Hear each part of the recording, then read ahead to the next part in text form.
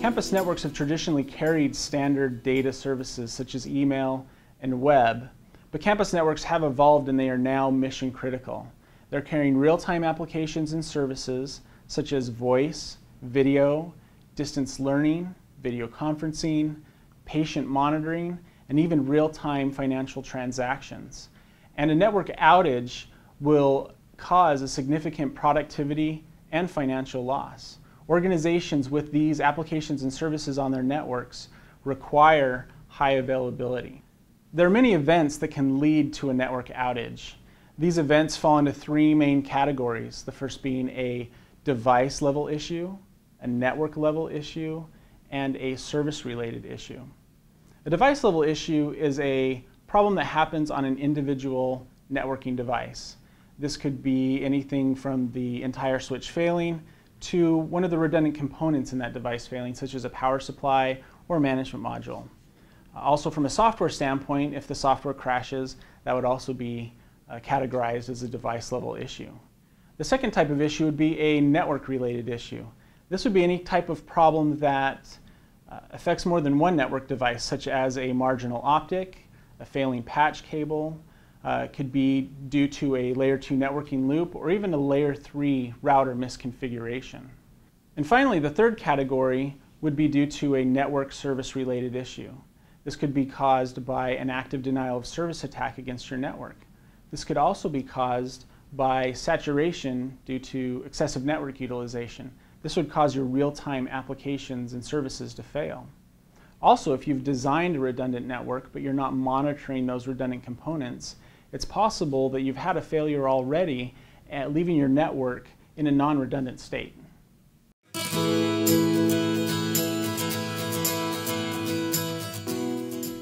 Here at Brocade, we have developed innovative technologies and have embedded them into our products to address all of these issues. At the hardware level, our chassis have redundant management modules, switch fabrics, line cards, power supplies, and fan trays. Our stackable solutions also have redundant and modular power supplies and fans. At the software level, our chassis systems support in-service software upgrades, which allows you to upgrade the software in a chassis system without having to take it offline. And both chassis and stackable systems support automatic and instantaneous hitless failover. This ensures network availability in the unlikely event of a management module failure. Brocade also has the features and protocols to address network level issues.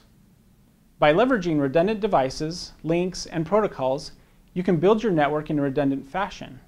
These features include protected link groups, port loop detection, multi-chassis trunking, along with OSPF and BGP graceful restart. Finally, to address network service level issues, Brocade has embedded network security features, hardware-based S-Flow traffic sampling, prioritization and quality of service, and network monitoring and management capabilities that allow you to detect and address network service issues in real time.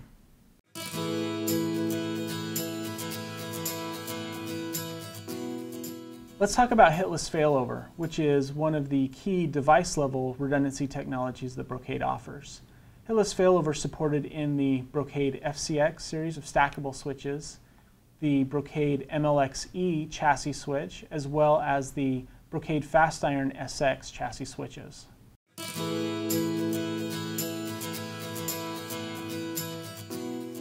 Let's go through a hitless failover example on a Brocade FastIron SX chassis. The Brocade FastIron SX chassis has redundant management modules. When you first turn the chassis on, the active management module will boot up from its own flash software image.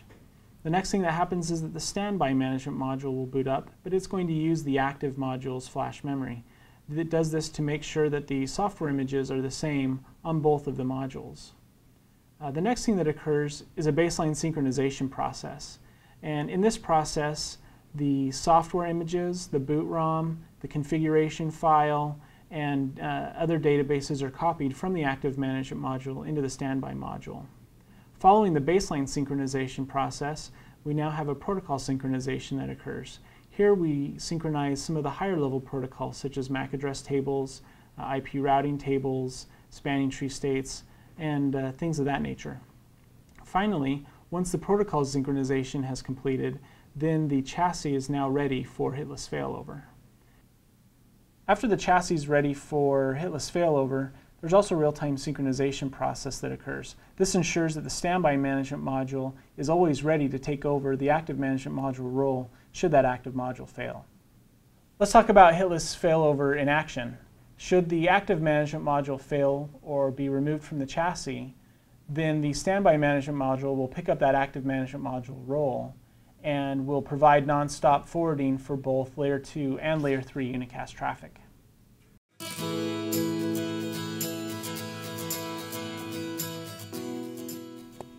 Let's talk about hitless failover in the Brocade FCX stackable switches. When the stack first boots up, the active controller will assign one of the other stack members to become a standby controller. When it does this, it'll perform a baseline synchronization where it copies the software images, boot images, and configuration files from the active to the standby controller. The next thing that happens is a protocol synchronization. And in the protocol synchronization, the active controller will copy to the standby controller all of the higher level protocols such as MAC address tables, IP routing information, and things of this nature. Finally, once the protocol synchronization is complete, the standby controller is now ready for hitless failover. Now that the stack is ready for hitless failover, a continual real-time synchronization will occur, keeping the standby controller up to date and ready to take over active controller duties should that active controller fail. If the active controller fails, or if it's removed from the stack, the standby controller will become the active controller immediately. At that point, the active controller is going to assign a new standby controller from one of the other members in the stack. It'll perform a baseline synchronization with that new standby controller. It'll also perform a protocol synchronization with that standby controller.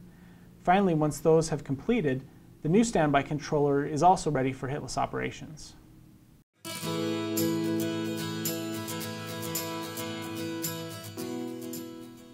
Let's look at how we would replace a failed switch in a stack. The first thing we do is remove the failed switch from the stack and replace it with a similar switch. We connect it up with the stack cables and power it on.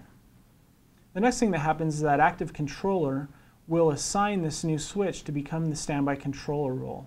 And as part of that, it'll perform a baseline synchronization as well as a protocol synchronization.